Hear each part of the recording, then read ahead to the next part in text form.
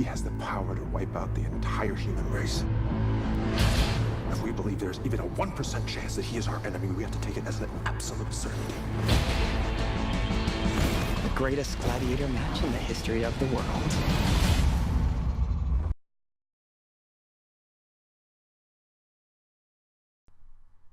So, the highly anticipated Batman v Superman movie has reached cinemas worldwide, and the question on everyone's mind is it any good? Well, yeah, to put it simply, I enjoyed the movie. However, by no means is it perfect. Hell, there are lots of things, plots and cameos, that I certainly would have handled differently, to say the least.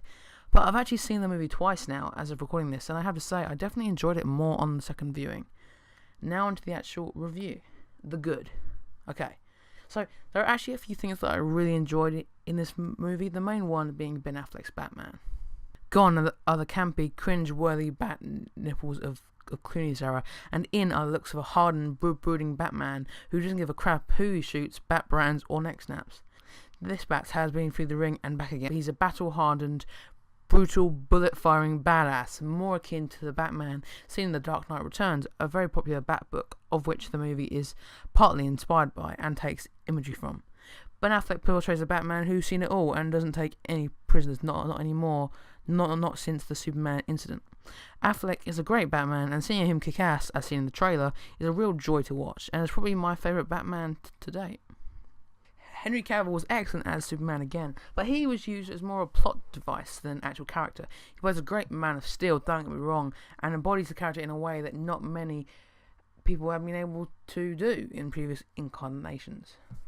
But I felt that he wasn't given that much to do in this film.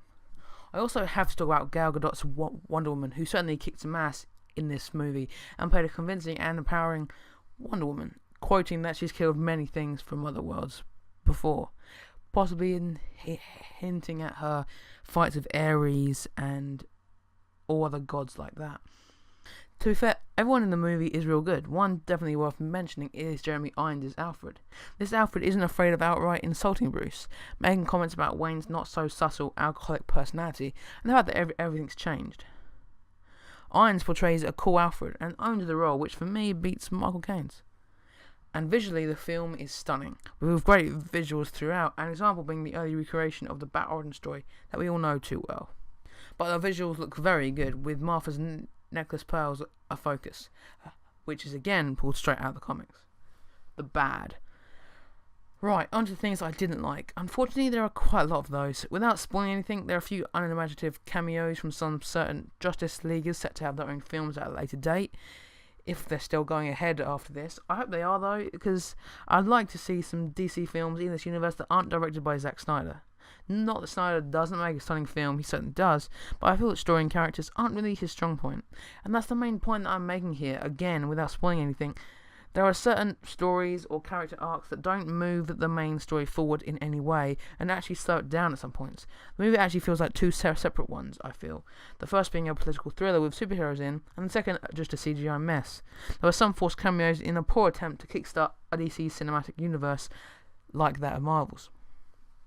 Also, I'm going to regard the movie as Dawn of Justice, as the big fight is actually a small one and over very quickly. Too quickly, I feel, as the movie is called Batman v Superman after all.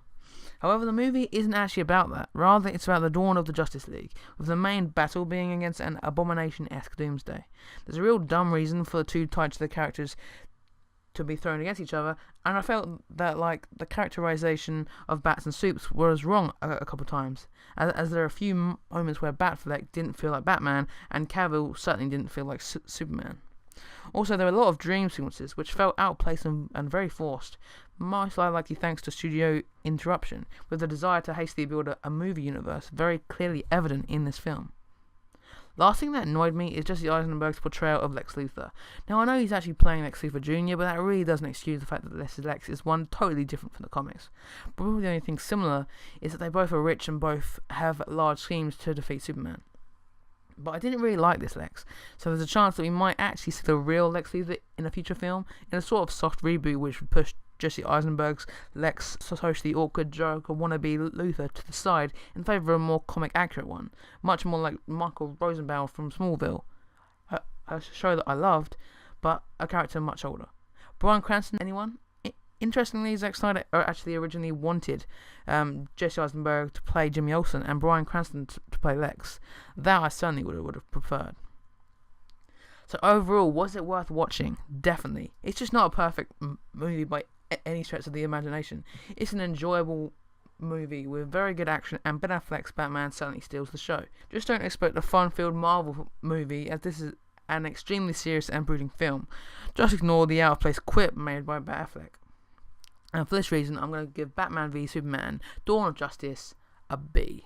That's it. There are my thoughts on Batman v Superman Dawn of Justice. It was a highly anticipated film, probably one of my highest, and really, it kind of felt like a letdown, but it was definitely more enjoyable on the second viewing. So if you can, I would suggest that you see it another time. Well, what were yours though? Let me know in the comments below. I'd actually be interested to hear what you thought.